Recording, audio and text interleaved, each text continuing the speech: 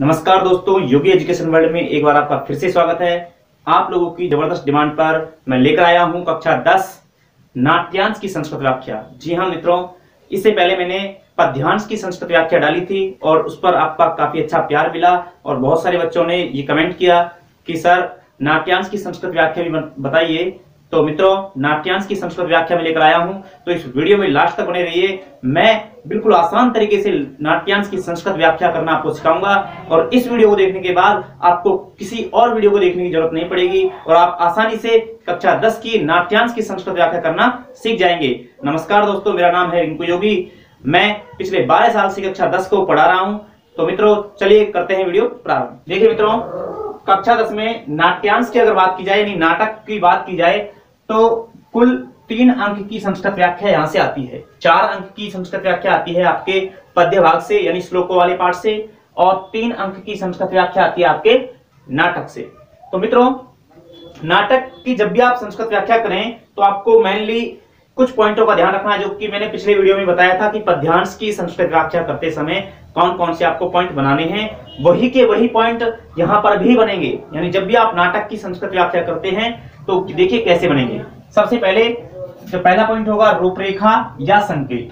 आप चाहे तो रूपरेखा लिख सकते हैं या संकेत लिख सकते हैं, कोई एक लिखना है, दोनों नहीं लिखने हैं, ठीक है। दूसरा पॉइंट होगा प्रसंग और संदर्भ, यानी प्रसंग संदर्भ च, इस तरह से। क्योंकि देखिए दोस्तों, प्रसंग और संदर्भ दोनों को एक ही जगह समाहित कर दीजिए, अलग अलग लिखने की कोई आवश्यकता नहीं है। अगर चाहे तो आप इनको अलग अलग कर सकते हैं, प्रसंग लिख दो और अगला पॉइंट बना दो संदर्भ, ठीक है। लेकिन मैं ऐसा मानता हूं कि दोनों को एक ही पॉइंट में समाहित कर दीजिए, कोई प्रॉब्लम नहीं है। अच्छा, आपका जो है व्याख्या काफी अच्छी हो जाएगी। देखिए, तीसरा पॉइंट आपको करना है व्याख्या, यानी आप इसको बना सकते हैं संस्कृत व्याख्या, ठीक है। तो आपको जो नाटक की संस्कृत व्याख्या करनी है, मेनली भाग जो है वो आपका ये होगा। और चौथा पॉइंट होगा आपका विशेष, ठीक है। विशेष में क्या करना है मैं बताऊंगा अभी सब कुछ को। और 5वां पॉइंट होगा आपका व्याकरणिक बिंदव है। तो ये 5 पॉइंट आपको बनाने हैं जब भी आप संस्कृत व्याख्या नाटक की करते हैं। तो देखिए मित्रों, सबसे पहला पॉइंट है रूपरेखा या संकेत। इसमें क्या करना है, जब भी देखिए आपके सिलेबस में कक्षा 10 में माध्यमिक शिक्षा बोर्ड राजस्थान में नाटक के जो 2 पाठ हैं, पहले भी 2 थे और अब जो सिलेबस कम हुआ है उसके बाद भी 2 ही पाठ नाटक के जो हैं उनमें से हटाए नहीं है कोई सा भी पाठ। तो 2 पाठ हैं, एक तो है आपका जो चौथा पाठ है जमरस्व सिंह दंतास्ते गणीय से, ये वाला पाठ है। और एक है स्वदेशम कथम रक्षेयम, 11वां पाठ है शायद। तो स्वदेशम कथम रक्षेयम, ये 2 पाठ आपके हैं नाटक के। अब संस्कृत व्याख्या जो है दोनों पाठों से आती है। दोनों पाठों में से जो है एक एक अंश आता है नाट्यांश संस्कृत व्याख्या करने के लिए। आपको किसी एक को करना होता है। तो मेरी सलाह ये होगी मित्रों कि आप दोनों पाठों को तैयार ना करें, इनमें से जो भी आपको सरल लगे उस पाठ को तैयार कर लीजिए। यानी आपको चाहे तो स्वदेशम कथम रक्षेयम को कर लो, चाहे जमरस्व सिंह वाले जो पाठ है उसको कर लो, उनमें से किसी एक पाठ को अच्छे से तैयार कर लो, आपको पूरा करने की जरूरत है ही नहीं। अब मैं आपसे ये कहूंगा कि जमरस्व सिंह के बजाय अगर आप स्वदेशम कथम रक्षेयम पाठ की संस्कृत व्याख्या करेंगे तो ज्यादा आसान होगा। और काफी आसान पाठ है, महाराणा प्रताप वाला जो पाठ है स्वदेशम कथम रक्षेयम, ठीक है। तो इस पाठ की संस्कृत व्याख्या कैसे करें, मैं इस वीडियो में आपको पूरा बताऊंगा कि किस तरह से संस्कृत व्याख्या आपको करनी है। देखिए, और साथ ही साथ आपको एक ऑल इन वन प्रसंग भी बताऊंगा कि जो कि हर एक, चाहे इस पाठ से कहीं से भी अंश आ जाए, आपको उसी प्रसंग को लिखना है, ठीक है मित्रों। तो देखिए रूपरेखा में कैसे करोगे।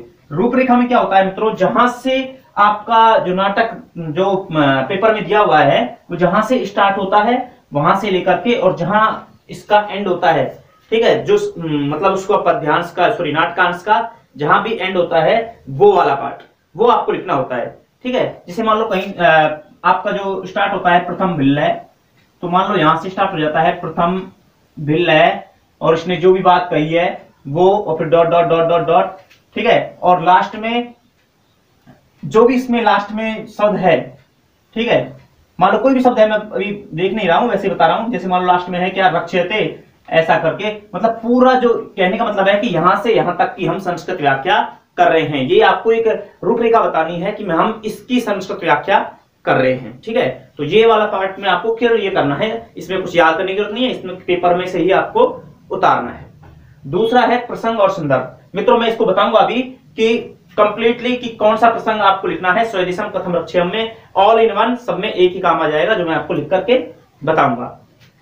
ठीक है, प्रसंग और संदर्भ। इसमें वैसे मित्रों क्या लिखना होता है, इसमें लिखना होता है कि हमारी पुस्तक का नाम क्या है, पाठ का नाम क्या है, पाठ के लेखक का नाम क्या है, ये पाठ कहां से लिया गया है, ये सारी चीजें आती हैं प्रसंग और संदर्भ में। ठीक है, अब मैं बताऊंगा कैसे लिखना है।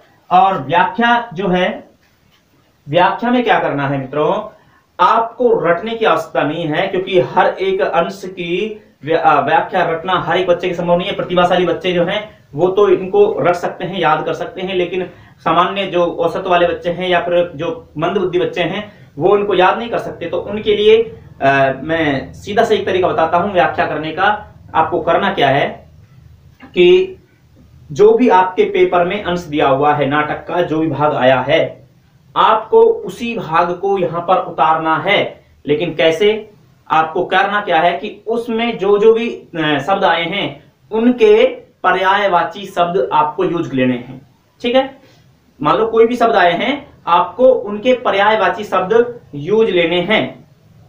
ठीक है, अब पर्यायवाची शब्द हम कहां से ढूंढे, तो आपके पास जो भी गाइड है, आपने जो भी गाइड ले रखी है तैयारी के लिए, चाहे वो जैसे संजीव हो, एक्सीलेंट हो या और कोई भी गाइड है, तो उस गाइड में हर एक अंश के बाद कठिन शब्दार्थ दिए हुए हैं।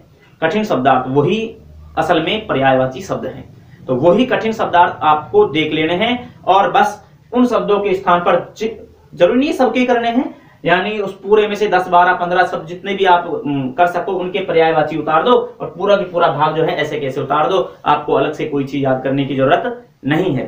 ठीक है, समझ गए होंगे। तो व्याख्या आपको ऐसे करनी है। विशेष, विशेष में मित्रों आपको 2 पॉइंट बनाने होंगे।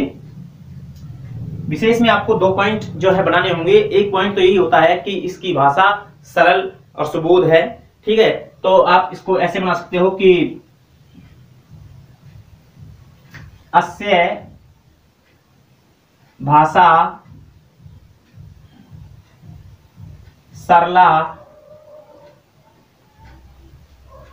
सुबोधा चास्ति। अस्य भाषा सरला सुबोधा चास्ति, इसकी भाषा सरल और सुबोध है। एक सिंपल सा है। और दूसरा जो है प्रसंग आप बना सकते हो कि इसमें क्या बताया गया है उसके बारे में। ठीक है, अब इसमें क्या बताया गया है, इसमें जैसे मैं बात कर रहा हूं यहां पर स्वदेशम कथम रक्षेयम की, तो यहां महाराणा प्रताप के बारे में बताया गया है। तो आप ये लिख सकते हो कि अस्मिन् अंशे महाराणा प्रतापस्य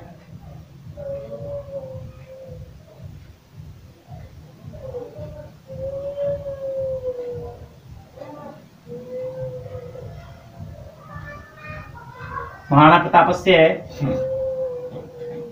देश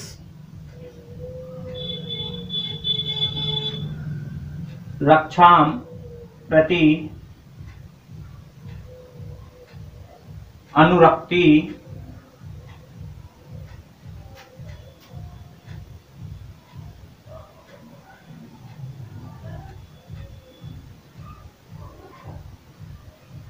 वर्णित है।